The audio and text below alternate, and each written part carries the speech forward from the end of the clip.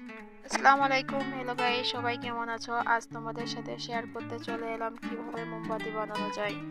এভাবে নিজের ইচ্ছা মতো মোমবাতি বানিয়ে ডেকোরেশন করে নিতে পারবে। আমি অবশ্য অনেকগুলো মোমবাতি আগেও বানিয়েছি বিভিন্ন রং ও ফুল দিয়ে। মোমবাতিগুলো জ্বালানোর সময় নিচে কিছু দিয়ে রাখলে আমার মতোই আবার নতুন করে এই মোম দিয়েই মোমবাতি বানাতে পারবে। আমার বানানো মোমবাতি কেমন লেগেছে তা অবশ্যই কমেন্টে বলে যাবে। আমার ভিডিওগুলো যদি তোমাদের ভালো লেগে থাকে তাহলে আমার চ্যানেলটিকে লাইক সাবস্ক্রাইব করে আমার পাশে থাকো। বেল বাটনটি অন করে রাখো সবার আগে নতুন নতুন ভিডিও পেতে।